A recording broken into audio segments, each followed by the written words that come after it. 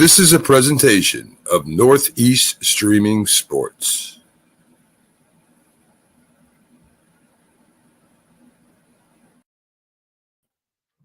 And happy Monday night, everyone. July the 31st, the eve of the trade deadline. This is the Start Spreading the News podcast. I am, of course, Paul Semendinger, but I am joined, as I am virtually every single Monday, with the greatest baseball mind east of the Mississippi, from Chicago. Here he is, the great EJ Fagan. Hey, Dr. EJ, how are you?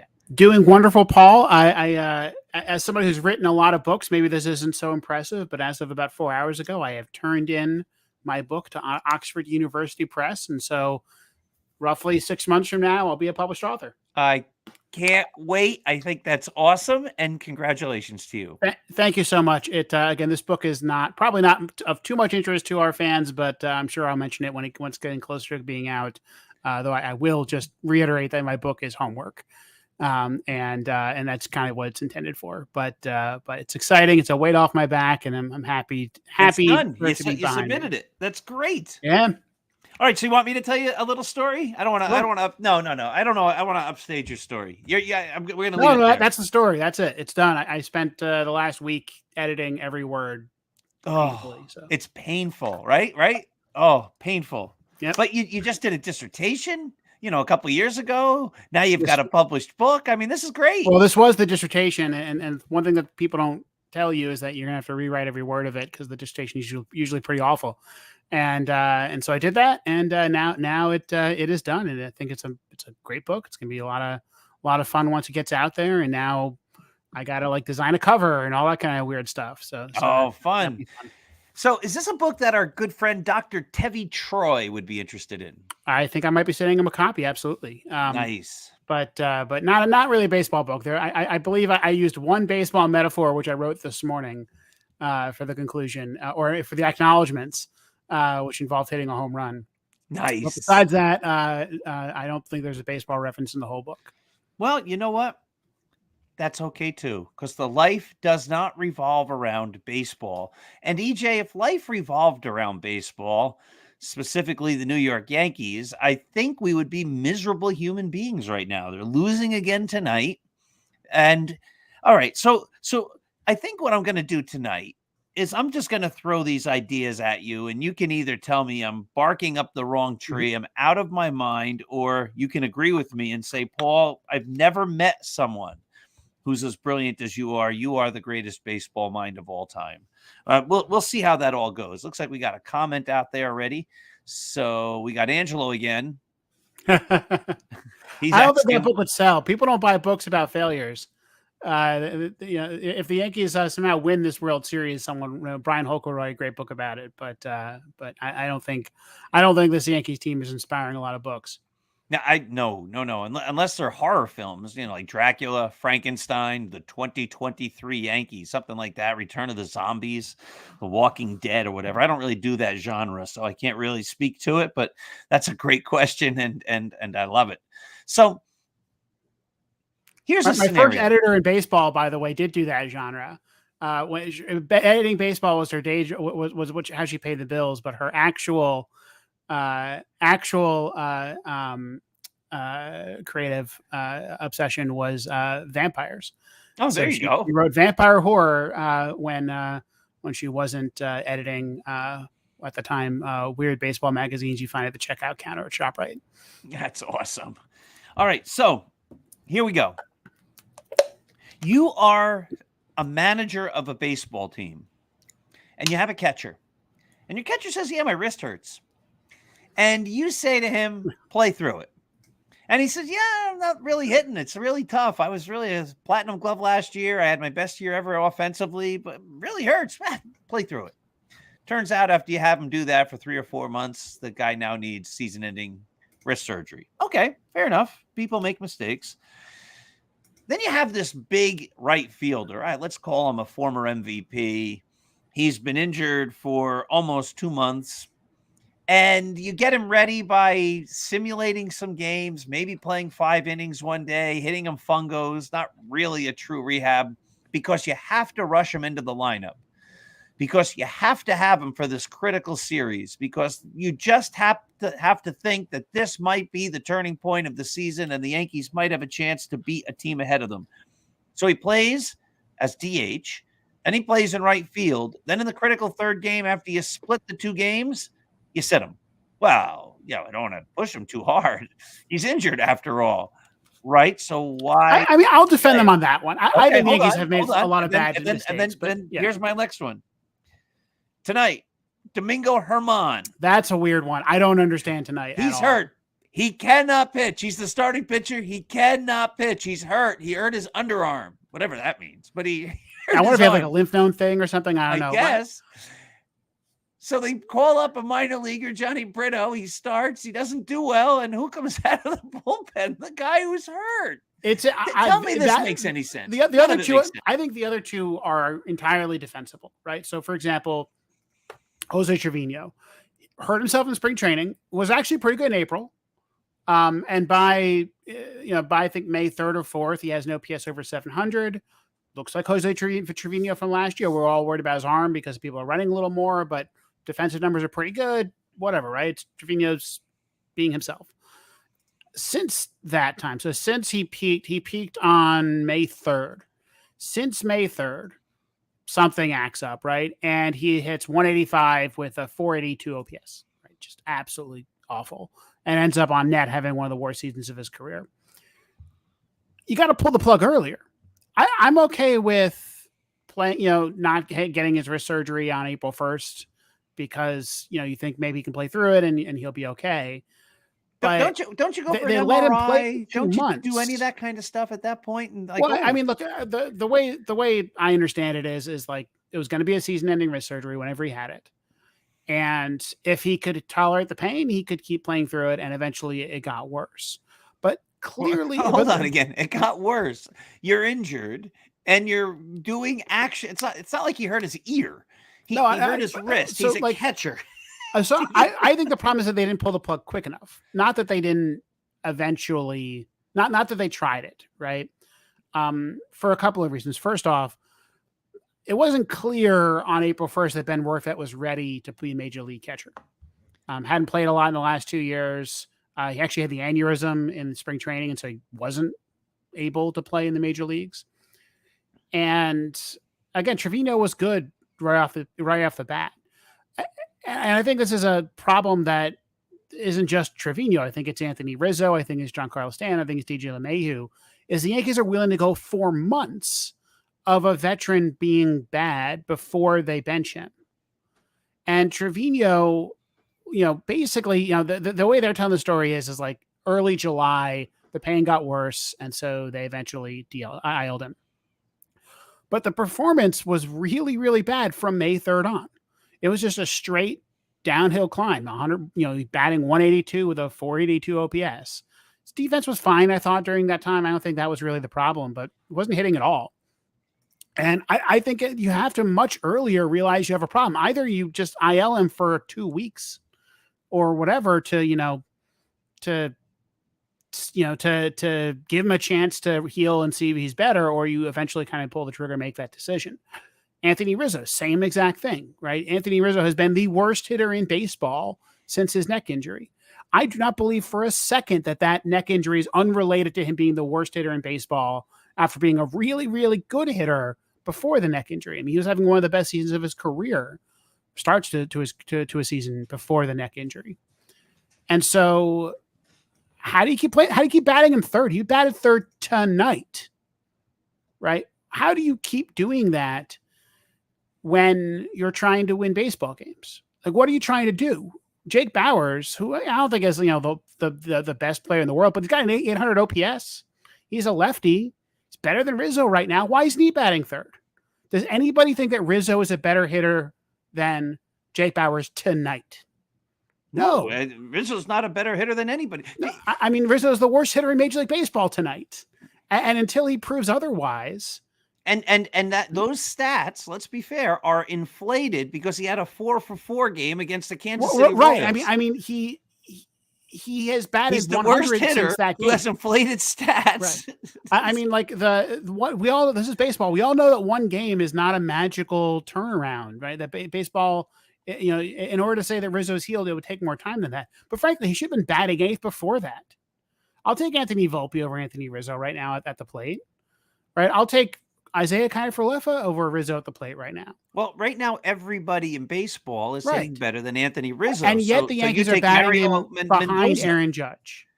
And they continue to do that. And they continue. This is not just a Rizzo or Trevino thing, right? They continue to play veteran players who are underperforming, and they don't bench them.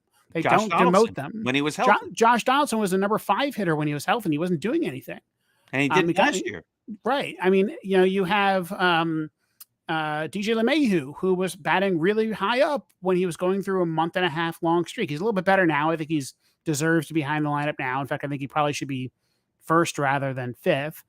He's kind of an on-base guy at the moment. But inflated because he walked like 9 times. They want to let players play through this because they don't want their feelings hurt, right? They don't want to demote a veteran. And it's just an unserious way to play baseball. Like I can't think of any other way to say it other than they're not trying to win games. And, I'm looking at this trade deadline, and the Yankees have currently done nothing. Nothing. Now, what's the worst thing you can do at the trade deadline? Nothing. You're the trade deadline. You either are in or you're out. You make an affirmative decision. Some teams, like say the Baltimore Orioles, where they say, we're really good this year, but we have a strong core that's going to remain in place for a long time. They might not do a lot, and that's understandable, right? They got like one player and like a reliever, and they don't want to trade away any of their young players, and they're building for the future. Like that I get. I agree 100%. They were mentioning on the ESPN game last night, like maybe they go after Verlander, and I'm thinking, no, if I'm the Orioles, no.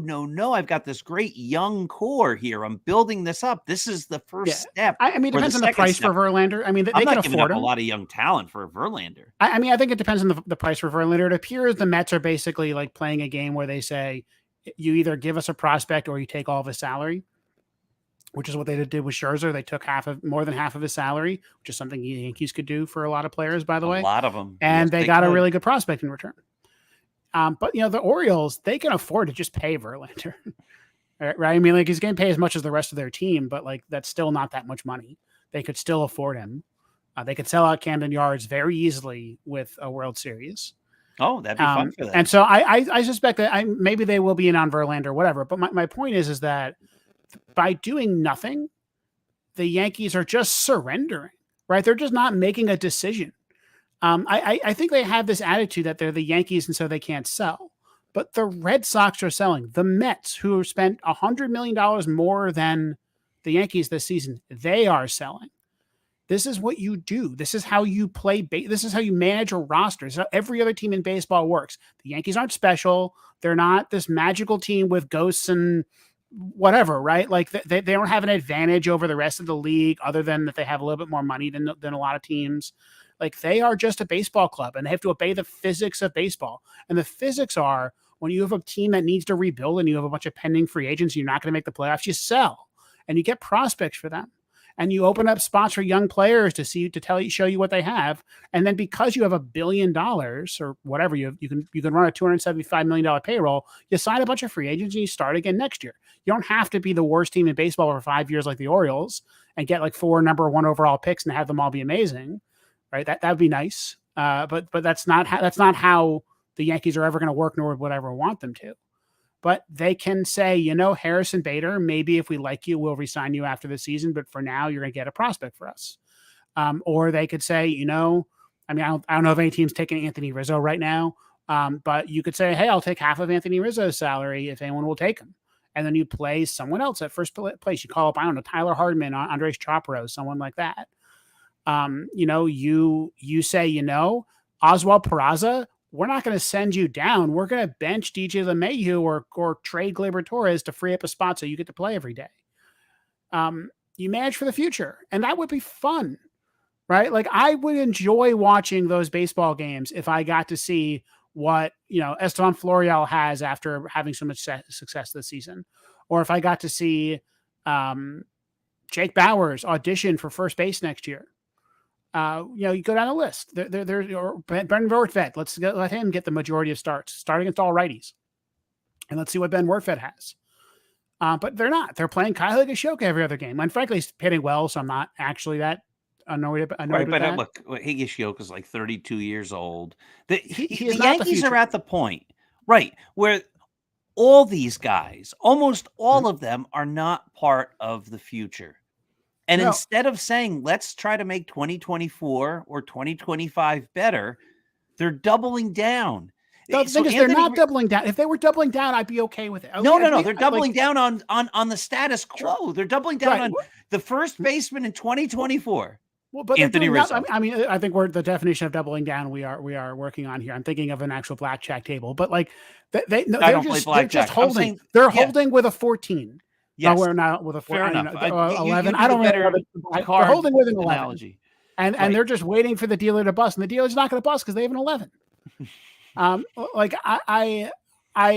think that if the Yankees had gotten Heimer Candelario, the Cubs just acquired him for 2 prospects who are nothing, not not at all prospects that the Cubs are going to miss, and they got an improvement in third base, someone who would be a big improvement for the Yankees, and the Yankees were reportedly talking to the Nationals about Candelario, who has a $3 million salary.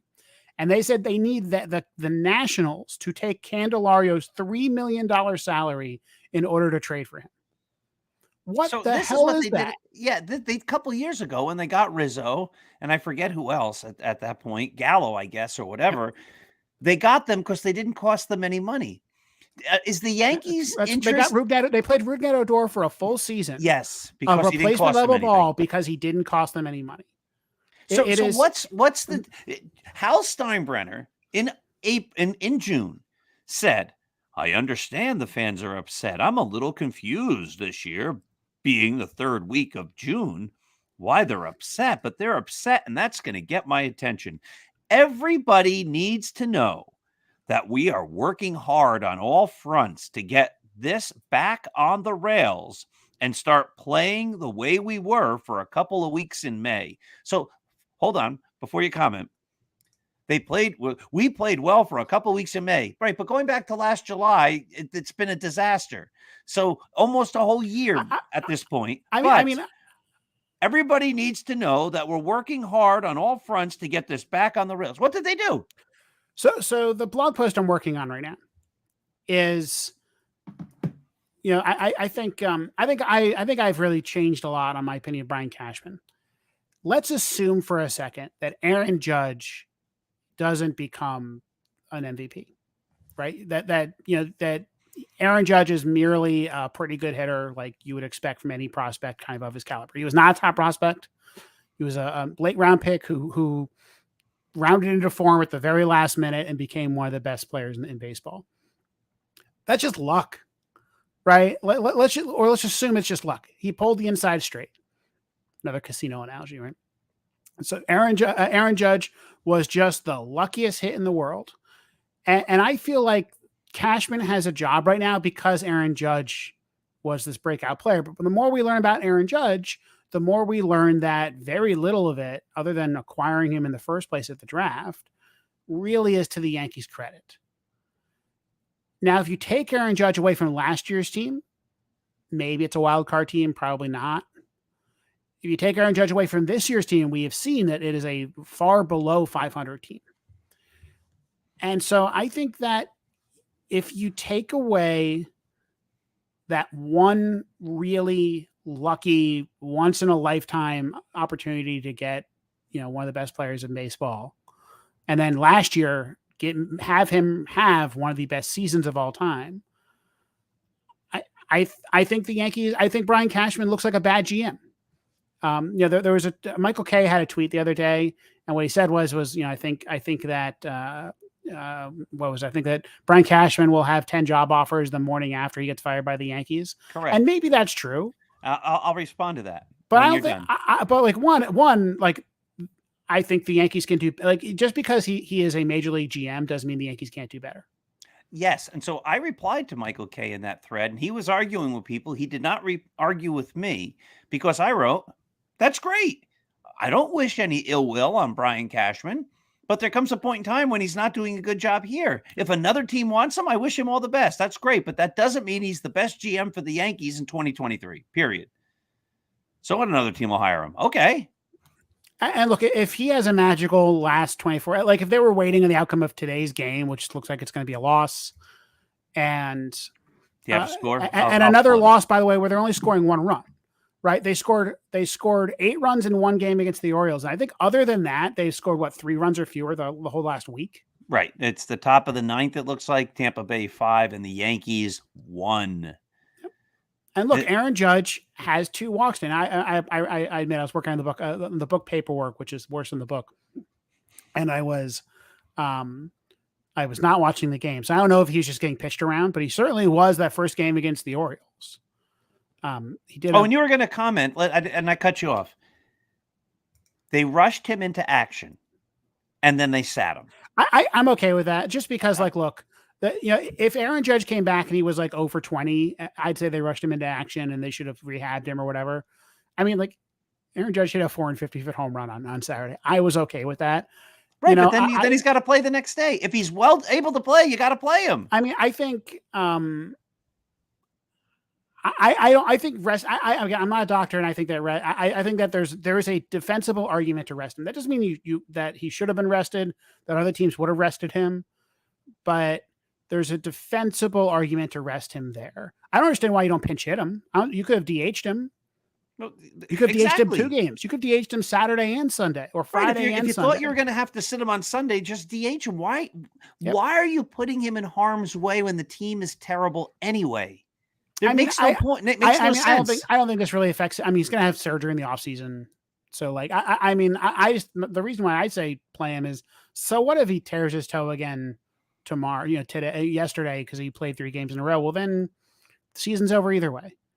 I don't take my best player, the guy who is the centerpiece of my entire franchise, the guy who's going to be $40 million, my team captain, and put him in harm's way. Period. You're hurt? Okay, let's shut you down. I don't think he's hurt. I think there's he's in pain. He mentioned he goes, I'm going to manage it the best I can. I mean, and he clearly did, right? I mean, he for a game. One game means nothing. For 2 games. I mean, the Orioles are pitching around. He has a non-on-base percentage since coming back of 700, right? So I wouldn't pitch to him either. Right. And do you want him running the bases? I don't want him running the bases. Again, he's going to have surgery on that toe anyway. So get the surgery now. Get the surgery now. I think there's a good better argument for the spring. I mean, that's the Frankie Montas argument. Which I mean, if in hindsight he has the surgery in October and he's out until June, I think we have a bone to pick there. I mean, at this point, I'm willing to give them the benefit of the doubt. I mean, this does not seem like that big of a surgery, that he's going to have the surgery in October and he'll be ready by spring training. I think that's probably what's going to happen. And it's the same thing with Trevino. There's an argument to do one thing or the other, but I can see both sides of that argument. The thing today with Brito and Herman is just baffling, right? If Herman was ready to go, you pitch him. Right. And the excuse was, well, he's injured, so you can't pitch him. Okay, that's fine. That happens, right? You call up a guy because a guy can't make a start, but then he can make the start and he can pitch pretty well for a bunch of innings.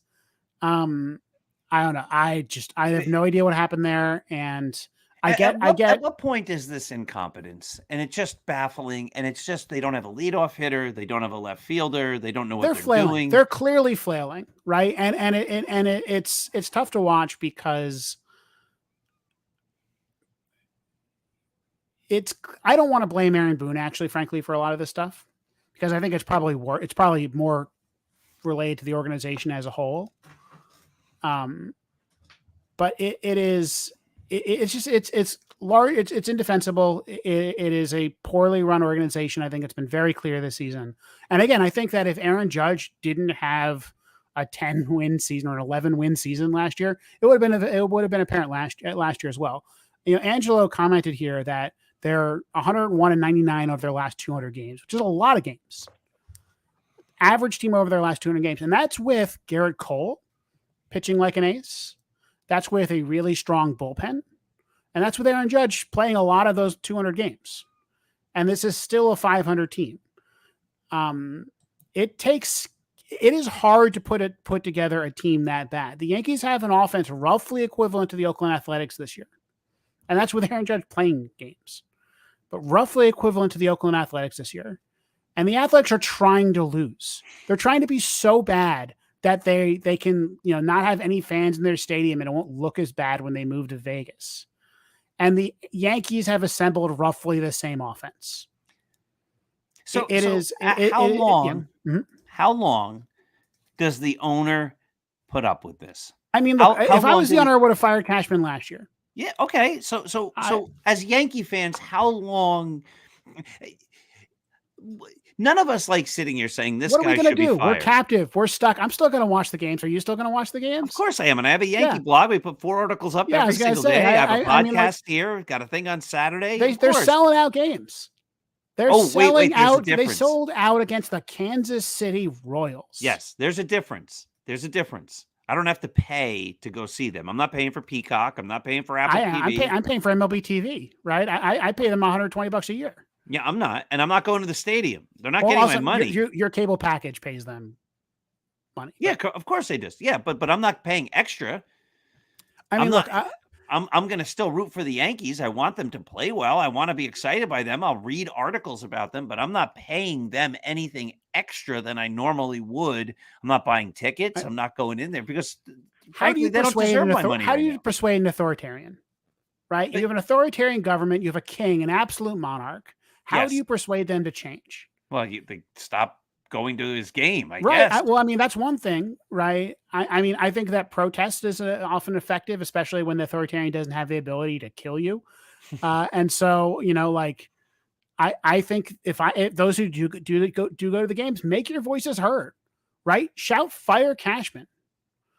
Right? Shout, where are the lefties? That was John Boy Media's name of their podcast yesterday. They pointed out that the Yankees have had like 2 lefties over the last 5 years. And the 2009 team had John Boy's not 7 brilliant. lefties. We've been saying this. The Yankees win with left hand. I did a whole article, a series on this. It's not rocket science. Right. Yankees win with left-handed power pitching and left-handed power bats. This is how it's always worked. Right. Like, I wonder if part of it is they got spoiled by Judge and Stanton. And maybe Gary Sanchez to some extent, who could just hit the ball so far that it doesn't really matter what ballpark you're in. But like the Yankees aren't even trying to go out and get lefties. They haven't. They bring in, they brought in Jake Bauers, who, by the way, is having a good season in Yankee Stadium. In fact, I'm going to bring up his splits just because I'm curious what his splits are. But like that's been the formula forever. Curtis Granderson hit 40 home runs. The only time in his career he did that. Didi Gregorius hit 25 in Yankee Stadium as a Deadpool hitter. Yeah, I mean, like, there's been so many roster construction issues. I mean, forget having lefties. How about having a left fielder, which the Yankees have not had for 2 years? For 2 years. I mean, and I don't understand what it takes to dislodge this. Now, Brian Cashman, there's only one thing. You have to change the organization from the top down. And it's not just Brian Cashman. It's the people who work with him. Well, you have to sit down and say, what are your philosophy? Do you all feel the same way? Yeah, then we got to clean you all out. We have to go in a new direction. This isn't working. I suspect that if the Yankees were to fire Brian Cashman, that a lot of people would lose their jobs in Yankee world. It depends on who they hire. I mean, you could imagine lots of different outcomes. But look, I don't think the House Steinbrenner gives a crap about the baseball outcomes, right? People are filling the stands. They're making money. Every once in a while they hear it and they're willing to spend a whole lot of money. I mean, they spent $275 million. They spent it really poorly. And I also think that the Yankees are special attitude is really harmful to this team. And I think that's part of what we're seeing here. Like the Yankees have spent $275 million on a complete non-roster, a roster that is unable to do very much because every year they're trying to patch together a bunch of veterans to make a run at the World Series that year. This is not what other really big market teams are doing. The Boston Red Sox are not doing that. The Dodgers are not doing that. The Houston Astros are not doing that. These are teams that look more long-term and they think long-term. They don't sign a Josh Donaldson The Mets are not doing that. No, the Mets are. I mean, look, give me another $100 million and maybe I could make this Yankees team win. But the Mets made some really stupid signings And with they're Scherzer and trying to Verlander. fix it. Well, not only right? that, they're using their money to get out of it. Use your money to get out of DJ LeMahieu. Use your money to get out of Stanton. I think one problem with Stanton is he has no trade clause. Yeah, so did Verlander. Excuse me, Scherzer. So did Scherzer. Scherzer wants to go win a World Series, right? Well, the problem with Stanton is he's not good. I wrote this today. Hear me out. Garrett Cole has an opt-out after next year. When Garrett Cole signed on to be with the Yankees, I'm sure he had visions of World Series dancing in his head. If he looks around the clubhouse and he sees the chaos and the ineptitude and the lousiness, at some point you want to win. And at some point, I'm not saying he's going. Somebody misunderstood what I was saying last year.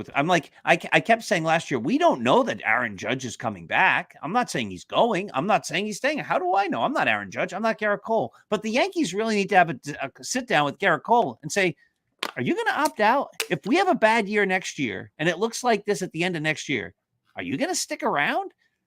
Because if I'm Garrett Cole, there's a good monetary reason for him to do it. Did Scherzer just get $40 million last year? Did Verlander just get $40 million last year? I think they're better than Cole is, but not if he keeps pitching like he has. My point is, Cole could win a Cy Young this year, and the Yankees could still be a 500 team. My point is, as a baseball player, you probably want to win, and if I'm a guy playing for the Yankees, I don't think I'm winning. So this nonsense about, well, Stanton, he wants to be a Yankee. Who knows? Who says he wants to be a Yankee? Who says he doesn't want to waive his no trade clause? Is he having fun in New York? He's not having fun in New York. None of these guys are having fun in New York. You might be right. I think, I think Stanton is I think a different conversation just because it's so much money. Yeah, that's fine. So the Yankees can't afford to eat it. They can, but half of it. Half of that money, and then that is half of a free agent. I think actually the Mets, the Mets for sure they're basically, I think, surrendering next year unless they want to go out and spend another $100 million, which they might. I think that LeMahieu and Rizzo, it's an easier decision because it's not that much money. Now there was a GM. I have it written. I have a post today that came up at 2:00 today on Start Spreading the News. I forget who it was. I could look it on my phone, but I won't. Who said the one thing that's not available in abundance right now are hitters? There's lots of pitchers out there. There's not a lot of hitters. I've heard there's not a lot of starters either. There's lots of relievers available. Right. But the Yankees have a whole bunch of hitters. The market's asking for what they have. Look, we've heard rumors about Gleyber Torres. So I've heard Miami and I've heard Milwaukee. Both make a lot of sense if you look at their rosters. I'm not really sure where he would play in Miami, but they need a right-handed hitter, and they can move some guys around. Milwaukee just needs hitters, period. They have an amazing pitching staff and bad hitting. Frankly, before they trade for Carlos Santana, I thought they were a good destination for Anthony Rizzo. So I think that I think they still might, especially after tonight's loss. I think had they won, they have a way of rationalizing to themselves.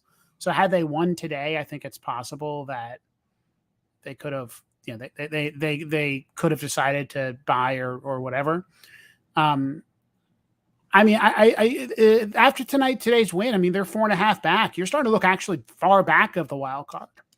A week ago, you were a game and a half back. Okay, then you can rationalize, we can get back there this week. 4.5 back, especially the way this team is playing. It's very hard for this to imagine this working. I think I'm not, until the trade deadline happens, I'm not willing to say that they did badly because they haven't done anything yet. Now, if the end of the day they do nothing, I don't think they're buying.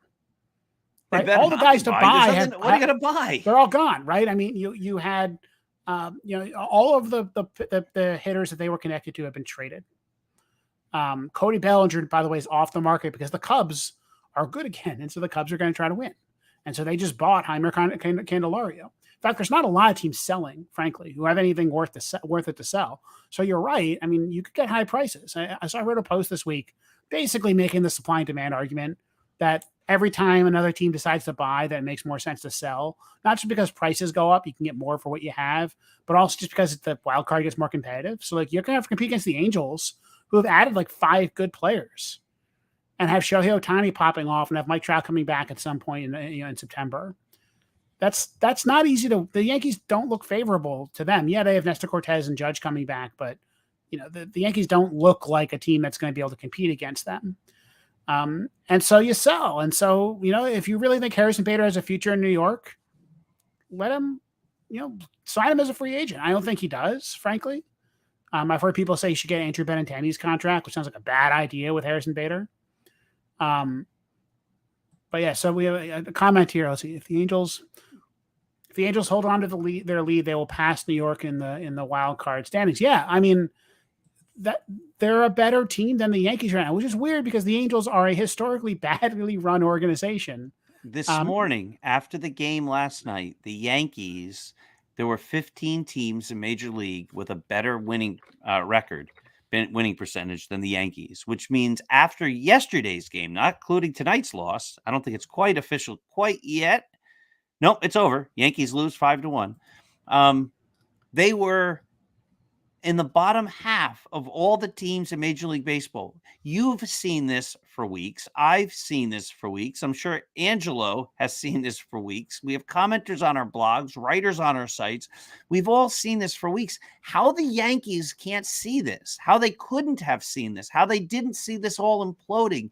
It's baffling. It's incompetence. And at some point, the owner, Hal Steinbrenner, he has to say, you know what, this is just not acceptable. Or come out and be honest with us. Don't say in June, oh, we're going to get the ship righted. We're going to get back on the rails. You didn't do anything, bud.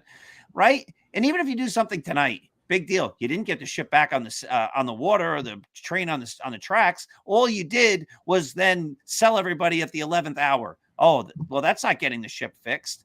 Right, well, like it's an attempt to fix the ship for next year. Yeah. But that's not what he said in June. Right. But look, let's say they sell a bunch of guys.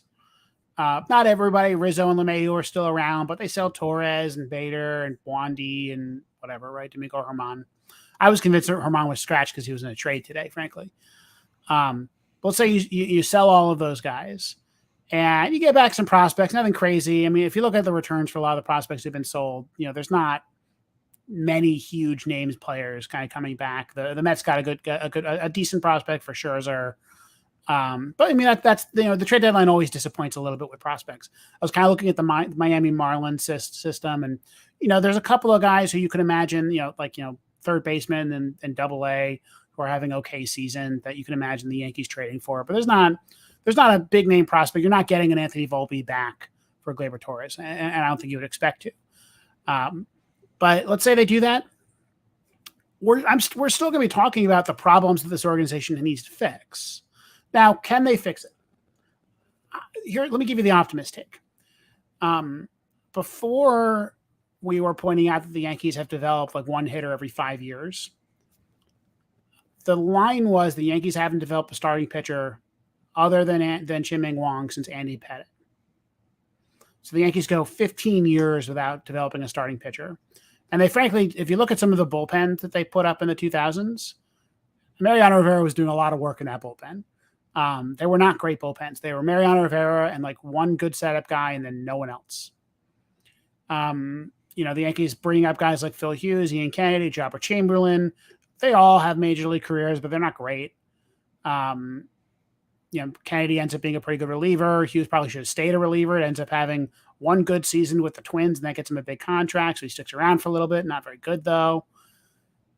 But then at some point, the Yankees fixed it, and now they're great at developing pitching, or they're good at developing pitching. I wouldn't say they're great at developing pitching. I mean, the one problem is that you don't need to develop that many starters, right? Like, you need to develop like one starter, especially if you're going to buy some free agents like every 5 years. A Jordan Montgomery every 5 years. But Nestor Cortez comes out of that. I think I'm basically ready to say Clark Schmidt is a back end starter in the majors. Very good. He's basically Jordan Montgomery in my mind. But the Yankees, for whatever credit we give them on Nestor, they gave up on him, and then they gave up on him a second time, I believe. And then everyone gave up on Nestor. I mean, but like they have brought. I mean, Domingo Herman. They have brought major league starters up through their system. Luis Severino before this year, and But they Luis have. Severino hasn't really been good since 2020. He got hurt in He was good last 2019 year. or whatever. He was pretty good last year. He missed 99% of the year last year. No, 2 years ago. Last year he pitched 130 innings. What did he pitch? Yeah, he missed a whole month. They sat him down for like 19 July starts, and 100 August. innings, 3.18 ERA. Like, look, he's been injured. Stars get injured. And the same team that takes injured guys and say play. Severino last summer saying I can pitch, and they go, no, you can't. Yeah, he came into the season with a career 3.39. Like resounding success, Hall of Famer, no, not going to Monument Park. I think that you can point to enough starting pitching that the Yankees could fill their starting rotation with their farm system plus one or two free agents, and I think that is a huge success compared to the 2000s, and I think it is a credit to the Yankees organization. Same with the bullpen. We can just say the Yankees bullpen's incredible. Yankees have always done an outstanding job with the bullpen. Well, even after look, you're going to be outstanding when you have Mariano Rivera. No. Even after that, they've been great. They've been great, right? So like they're doing a great job. There's something good out there, and I want to terrible in the end of the season. I want to bottle that up and then keep that and get rid of everything else because I'm convinced that they're bad at absolutely everything else. Maybe other than finding quad A guys who can play in the majors. Jake Bowers, I think, is another success there. So if you're going to they're going to have to start from scratch now. Do you and listen again? I've always been you said it too. Like our opinions on Brian Cashman have changed over the last year or two because of the fact that it's a disaster, and there's an inability to recognize it. There's excuse making.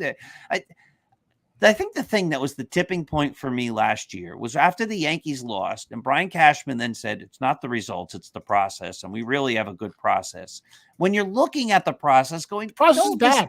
The process is bad. And nobody talks about the process except as an excuse when they don't get the results. Because if you got the results, you mentioned the results. Care about the process. This is the statistician. This is why I would agree with that statement if it were true, right? That there is a tremendous amount of random variation in baseball. And in any given year, for any given player, the luck just might go against them. And that might be batted ball luck, so you might see that in something like an ex-Woba. It just might be that they have a bad year, their dog dies, whatever, right? The Yankees have a $275 million payroll with an offense as good as the Oakland Athletics. That's not process. That's not one thing going wrong. The odds of everything going wrong at once are very low, right? Like we're talking about, if you go by like Pacoda projections, everybody's 10% chance projections other than Aaron Judge and like Jake Bowers. The probability of that all happening at the same time is 0.1 times 0.1 times 0.1 times 0.1 if it's random chance, if it's just the process playing out. Right. So 1 in a million that this is just the Yankees getting a little unlucky and darn, we'll do it next year. Right. The injury luck will be a little better. The batted ball luck will be a little better or whatever. So I did a blog post this week about a really weird statistical anomaly with the Yankees. Did you end up doing the Bronx Beat podcast on that? Not yet. We're probably going to do it after the trade deadline just because we decided to kind of push it to the trade deadline episode tomorrow night. So we're little behind the scenes here. Like EJ puts out who wants to be on the Bronx Beat podcast. We're going to do an episode and we're going to talk about. And I forget to email people to the last minute, so we don't. No. But that's irrelevant. Like, that's part of the way we live. But the point was like that was a topic that's not something that's where my strength lies. Like, let's talk about batted ball ratios and stuff like that. Fascinating article you wrote. Fascinating. So you could talk about it for a little bit here, but that's why I was asking if the episode had been recorded because I'm interested to hear what everybody says, but that was not one I was going to volunteer for. I'd like to get Andy Singer, who's this kind of his jam on the podcast correct. to talk about at some point. Yes. So I was really curious. So this was kind of inspired. I was watching the Friday game. I forget what game it was. And Anthony Volpe hit 2 balls that were really, really hard hit and were caught, which is not right.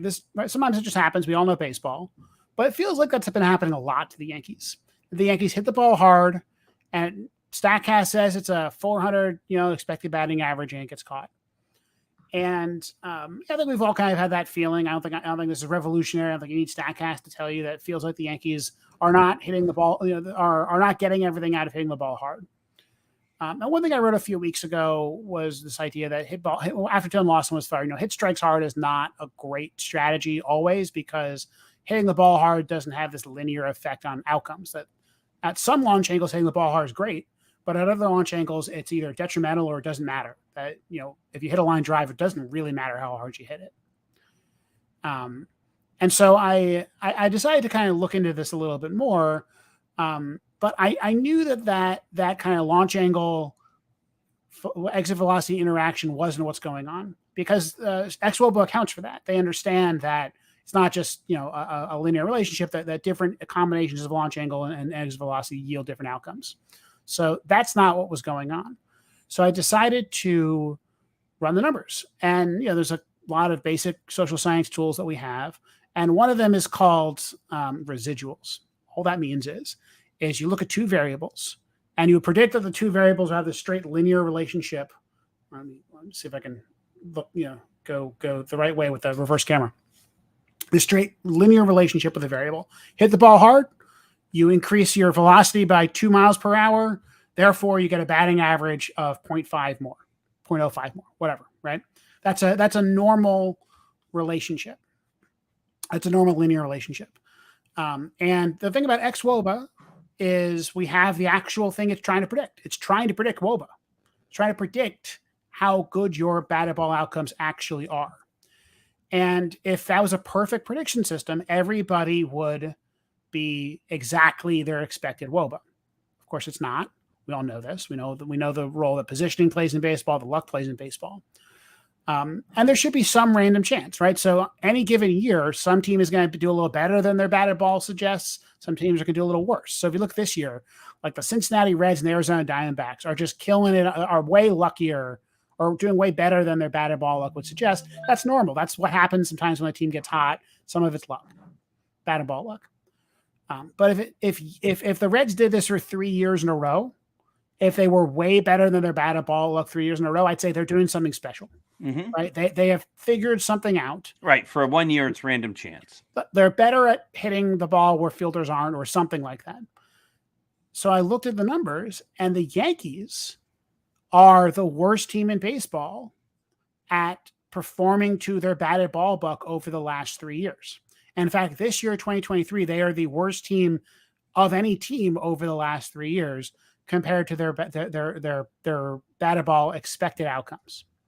So what that means is that the Yankees are hitting the ball hard at exit velocities that you would expect at launch angles, that you would expect to get a lot of hits that aren't falling in.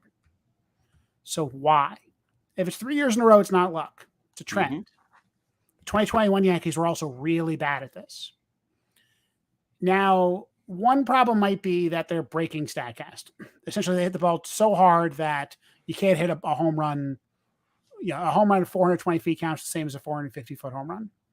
It's not really that, because there's lots of hitters who don't do that, who are also underperforming their batted ball outcomes. Anthony Volpe is 20 points worse.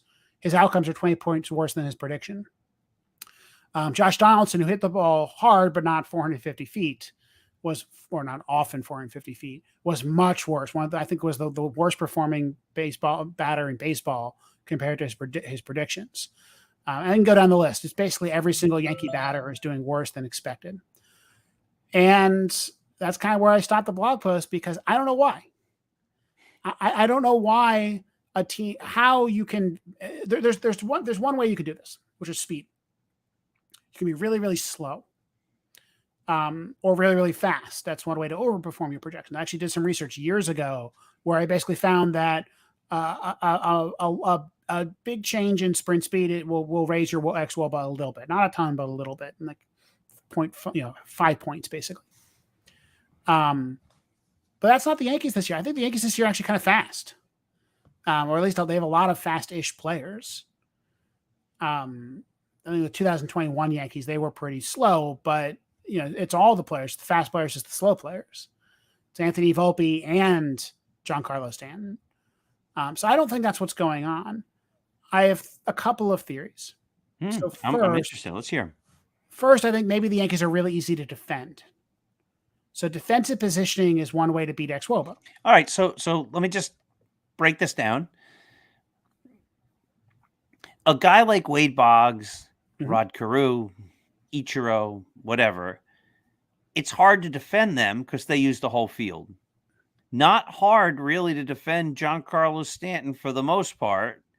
I know he's used to have opposite field power, and sometimes he goes the other way, but basically he's trying to kill everything and hit it out, right? And that's Anthony Volpe's style too, like just swing from the heels at everything.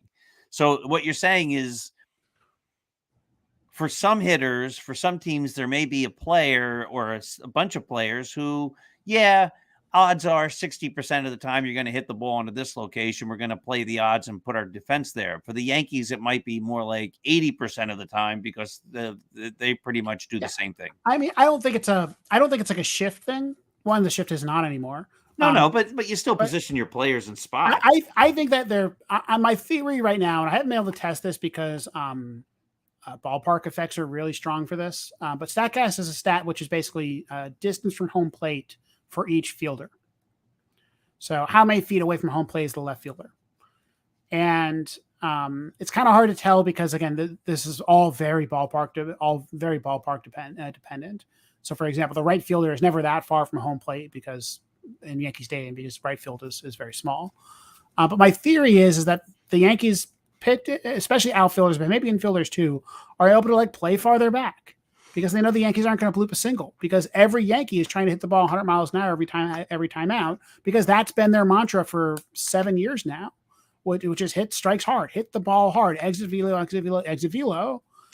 And now ex-Woba suggests, the process suggests that you should be getting better outcomes than you are. The Yankees actually have an average. In fact, I think they have the 10th best ex-Woba in baseball this year.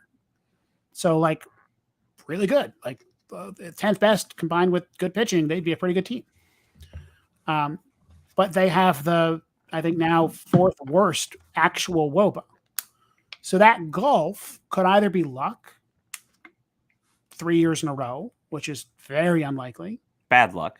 Or it could be caused by something like that. So my one theory is that essentially just basically that because they always hit the ball hard, outfielders play farther back. I think it's a very plausible theory. It's really hard to test. I'm going to try. I have some ideas of how to test it. You basically have to give a ballpark effect for every ballpark. You can't even really do home and away because you play in a very specific set of away ballparks. So something that we got to check, but that's one theory. Theory number 2, they're really slow. I think I can reject this one pretty quickly because a lot of really fairly fast Yankees are also doing badly.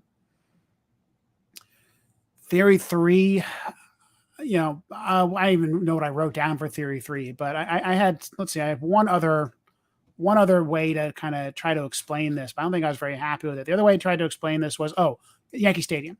So this could be a ballpark thing. It could be a righties thing. Yankee Stadium notoriously has a very bad doubles factor.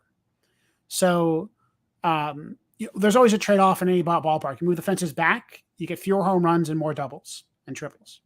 You move the fences forward, you get more home runs and fewer doubles. That's why it is so annoying to me, just a pet peeve, when everybody in a broadcast talks about Camden Yards as a hitter's park before they move the right field fences back. And it was a home run park. But it was also not that much. It was pretty much a neutral park or a slightly hitter friendly park because more home runs equals more less space on the field equals more flyouts. Yankee Stadium has a good home run factor for right field, but has it's very difficult to hit a double there because there's just not a lot of space to hit that double. So I think that could be a possibility. And so there's ways to test that. That said, the numbers are still pretty bad on the road. And so this might explain some of it. I don't think it explains all of it. I don't have any other explanations, frankly. I think the fielding one is the only thing I really think makes sense.